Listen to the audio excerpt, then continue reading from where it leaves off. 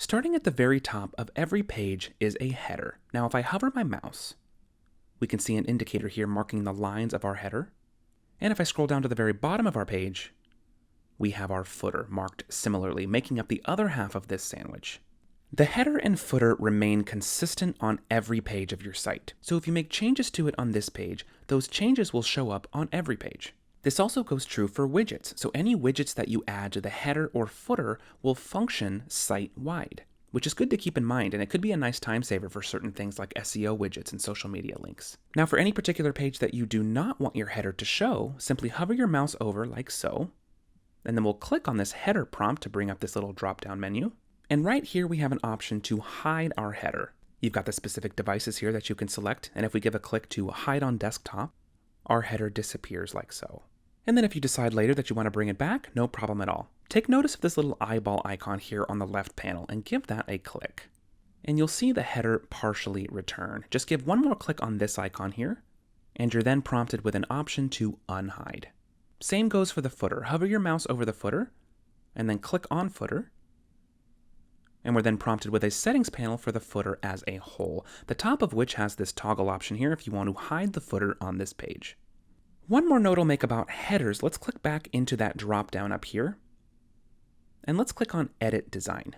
We've got a dense list of settings here allowing you to style up this header any which way that you want. This layout selection here is pretty awesome. If you want to change the structure of it entirely, just select a new one. And in just a flash, it's updated in the builder, ready for you to customize further. Scrolling down a bit, you've got tons of color settings, shadows, borders, and all kinds of good stuff, followed by a section for a shrinking header. Let's expand this. And we can see here it's enabled by default. As we start at the top of the page and we scroll down a little bit, we can see the logo and the height of the header shrinks ever so slightly, which looks nice aesthetically and also provides a tad more viewing room for the page's body content. You can customize the intensity of this shrink by configuring the logo shrink size here, followed by your spacing settings for the header here at the bottom. Finally, sitting as the meat of our web page sandwich are the rows and the columns. Now, the next couple videos are going to cover rows and columns in much more thorough detail because, like I mentioned, this is fundamental to how all of the pages are configured here in the builder and definitely makes for easier customization once you've got this part down. As I scroll down the page here, we're looking at a collection of rows stacked one on top of another. You can almost think of the rows like little houses, encasing a selection of content within each.